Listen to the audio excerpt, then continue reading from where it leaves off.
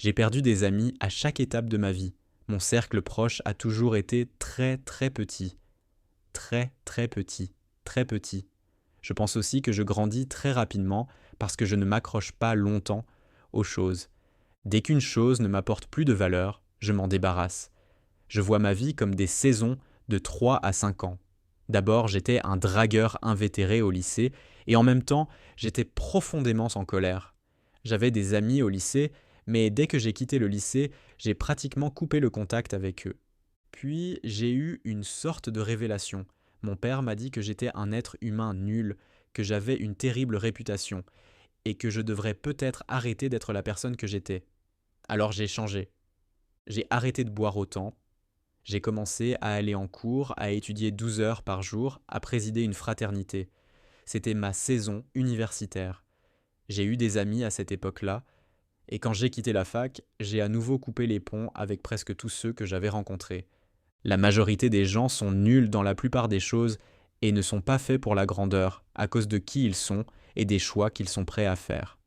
L'histoire du pote qui quitte sa ville natale et qui oublie d'où il vient, c'est un récit que la société aime raconter, parce que la société est faite de majorité, et la majorité des gens, eux, se font laisser derrière.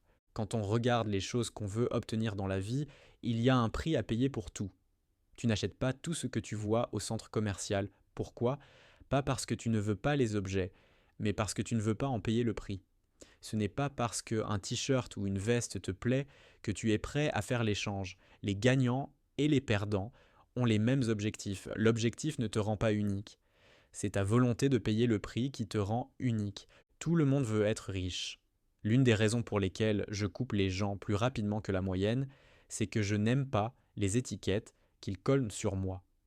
L'identité, c'est en grande partie les étiquettes qu'on se donne. Je suis comme ci, comme ça, je suis impatient, je suis en colère, je suis pauvre. Je n'aime pas dire ce genre de choses. Les gens de ton passé connaissent une version de toi et ils te répètent cette version encore et encore, car tu ne corresponds plus à leur schéma. Pourquoi t'as changé? T'étais comme ci, t'étais comme ça. Et toi, t'essaies justement de ne plus être cette personne parce que tu changes, tu évolues. Mais eux, ils le voient comme changement négatif. C'est pour ça que la meilleure réponse à quelqu'un qui te dit tu as changé, c'est ouais, toi, t'as pas changé. La quantité d'amour ou d'affection que tu ressens pour quelqu'un est directement proportionnelle à ce que tu es prêt à sacrifier pour maintenir cette relation. Si tu as une vieille bagnole pourrie et que tu bosses dessus tout le temps, on peut se dire ce mec doit vraiment l'aimer, vu le temps qu'il y consacre. Ce mec doit vraiment aimer son pays s'il est prêt à donner sa vie pour lui.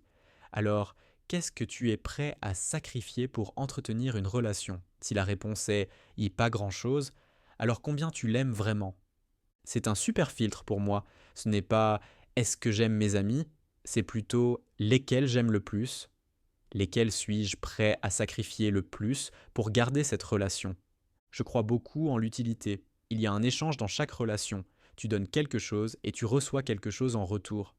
Les gens n'aiment pas penser que les relations sont transactionnelles, mais elles le sont.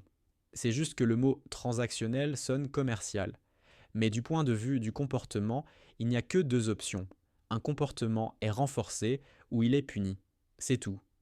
Dans tes échanges avec les gens, soit tu renforces la relation, soit tu la tues à petit feu. Une partie de la solidité d'une relation, c'est le temps que tu es prêt à attendre avant le prochain moment positif. Si tu as un long historique de bons moments avec quelqu'un, tu peux patienter plus longtemps s'il traverse une rupture ou une mauvaise passe. Mais à un moment donné, même si vous avez été amis pendant 10 ans, si ça n'apporte plus rien, tu finis par couper. Les gens avec qui on grandit, statistiquement, ont très peu de chances d'être exceptionnels. Donc c'est logique que tes amis changent avec le temps. Pourquoi les gens trouvent ça bizarre de se détacher de relations qui ne leur servent plus? Parce qu'on nous a raconté l'histoire qu'un bon ami ne fait pas ça. Mais je pourrais aussi me dire que je suis un bon ami pour le prochain, que je viens de faire de la place pour lui dans ma vie. Il y aura toujours un pote pour prendre ma place dans le calendrier de mon ancien ami. Un mec qui voudra vraiment faire de la fantasy football, qui voudra boire le dimanche. Ce sera plus fun pour eux. Juste parce que je ne les vois plus ne veut pas dire que je ne leur souhaite pas le meilleur. Mais si quelqu'un ne te parle que des histoires où tu étais bourré, où tu as fait des conneries, ils t'encouragent à rester dans la version de toi que tu essayes de quitter. Tu veux des gens autour de toi qui ne croient plus aux mensonges que tu te racontais. Le changement de caractère, ce n'est pas un bouton on-off, c'est à quel point es-tu patient, loyal, honnête, gentil. Tu veux être entouré de gens qui renforcent les comportements que tu veux incarner. C'est pour ça que se débarrasser d'une identité est au cœur de l'entrepreneuriat. Tu dois être capable de dire « je ne suis plus comme ça, je ne me comporte plus de cette façon, et je ne crois plus à cette ancienne réalité ». Beaucoup de gens autour de moi n'étaient pas prêts à payer le prix que j'étais prêt à payer pour obtenir ce que je voulais. Et en plus, ils voulaient que je leur donne plus que ce que j'étais prêt à donner. Je vais te raconter une histoire qui ne me montre pas sous mon meilleur jour, et c'est ok. Il y avait un prof au lycée, il restait après les cours avec moi pendant 1 an, 2 heures par jour, pour faire du sport. Il m'a appris à m'entraîner. Grâce à lui, j'ai pris confiance, j'ai progressé à l'école, je suis rentré à fond dans le fitness, c'était un vrai catalyseur. Plus tard, quelqu'un a entendu cette histoire, a retrouvé ce prof et nous a remis en contact. Il m'a dit « Je demande pas grand-chose, juste un appel de 2 heures par semaine ». Et j'ai répondu « Mec, je ne parle même pas à ma mère autant, je ne parle à personne autant, juste à ma femme ». La valeur de cette relation, elle est dans le passé. Tu peux penser « Alex, t'es un enfoiré ». Peut-être. Peut-être que je le suis, mais je n'étais pas prêt à donner 2 heures par semaine, soit 100 heures par an, pour le reste de ma vie, pour rembourser une dette envers quelqu'un qui s'était entraîné avec moi. On n'a qu'une quantité limitée d'énergie, de temps, d'attention. Si tu ne mets pas toute ton énergie dans une seule direction, elle se disperse et tu n'avances pas vite. Mon ami le plus proche, je passe 1 heure par semaine avec lui, toutes les semaines, comme une réunion prioritaire. C'est un moment de joie. On échange beaucoup. Il m'aide à écrire mon livre, Dr Kashi. J'en retire beaucoup. Mais si, avec le temps, je n'en retirais plus rien, on ralentirait naturellement le rythme. Ce serait toutes les 2 semaines, puis 1 fois par mois. Si tu ralentis la fréquence de tes échanges avec quelqu'un, que tu déclines de plus en plus ses invitations, ça s'éteint tout seul. Mais si c'est quelqu'un d'important, à un moment il faut en parler. Sois gentil.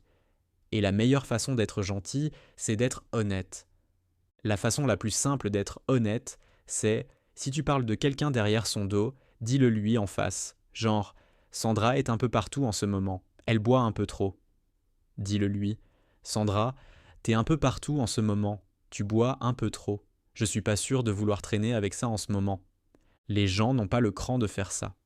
Mais si tu le fais, je te garantis que soit tes relations seront meilleures, soit tu sortiras de ces fausses relations où personne n'ose affronter la réalité.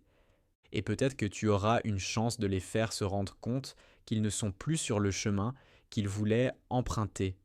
Parce que tu as été ami avec eux à un moment donné. Donc soit tes objectifs ont changé, soit les leurs. Si tu écoutes les interviews de Kobe, où il parle de ses amis, il dit très clairement qu'il est prêt à tout sacrifier sur l'autel de son rêve. Certains diront que ce n'est pas sain, mais ce n'est pas la question. La vraie question, c'est comment devenir le plus grand. Les gens te jugeront selon la manière dont tu passes ton temps. Leurs jugements, en réalité, sont juste des façons de dire qu'ils n'auraient pas passé leur temps comme toi. Tu bosses trop. Et je pourrais répondre, toi, pas assez. Ou encore, tu passes trop de temps avec tes gosses. Si je le dis comme ça, les gens vont réagir, mais c'est normal. C'est ce « c'est normal » qui met toute la charge émotionnelle dans ces conversations. Sinon, c'est juste de l'observation. Tu ne peux pas faire comme tout le monde et espérer un résultat différent. Et une fois que tu as créé un vide amical, parce que tu as fait le tri, le meilleur truc à faire, c'est de rejoindre des communautés. Tu y rencontreras des gens avec les mêmes objectifs que toi. Et si tu assures, en comprenant que c'est une question de volume et que le temps est l'ingrédient secret, tu vas monter dans cette communauté, tu vas gagner du statut, tu fréquenteras les meilleurs, puis tu passeras à une autre communauté encore plus élevée. C'est comme les tables du déjeuner au collège. Version extrême. J'ai toujours voulu vivre une vie rare, donc je dois être entouré de gens rares. Et par définition, les gens rares sont rares. Mon espoir, c'est que les gens que je rencontre maintenant veulent aller au bout avec moi. Je veux faire des trucs épiques. Si je meurs sans avoir fait des trucs épiques, je serai dégoûté. Combien suis-je prêt à endurer ou à sacrifier pour entretenir cette relation que j'ai avec mon rêve?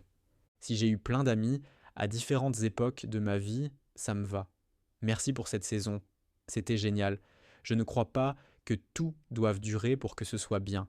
C'est juste l'histoire romantique qu'on nous a racontée avec les amis pour la vie, etc. Si tu meurs avec un ou deux bons amis, alors t'as déjà eu une super vie.